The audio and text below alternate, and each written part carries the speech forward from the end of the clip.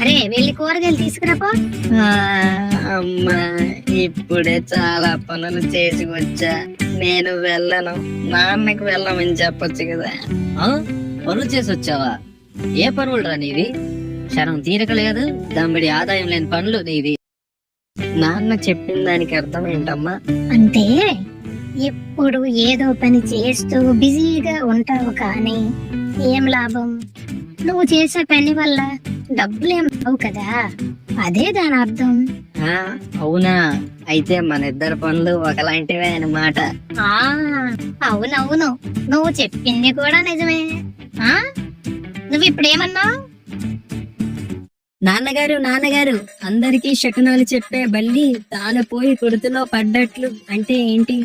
అబ్బా, సెలవు రోజు కూడా ఏంట్రా నువ్వు? అయినా ఇప్పుడు అది నువ్వు తెలుసుకుని ఏం చేస్తావు? ఆహా, అబ్బా చెప్పొచ్చు కదా నాన్న, ప్లీజ్. సరే సరే చెప్తానులే. ఎప్పుడో గాని ఇలాంటి పనికొచ్చే విషయం అడగడు కదా వీడు. చెప్పేస్తే పోలా. చూడు చిట్టి, ఆ సామెత అర్థం ఏంటంటే వేరే వాళ్ళకి జాగ్రత్తలు చెప్పి నువ్వు జాగ్రత్తగా లేవని అర్థం. దిక్కులు చూడకుండా జాగ్రత్తగా బండి నడపండి. జాగ్రత్తగా కింద పడకుండా ఆడుకో. జాగ్రత్తగా నడుచుకొని వెళ్ళు. వేడిగా ఉంది, జాగ్రత్తగా చూసుకొని తిను. ఎప్పుడు అన్ని పనులు నేనే చెయ్యాలి.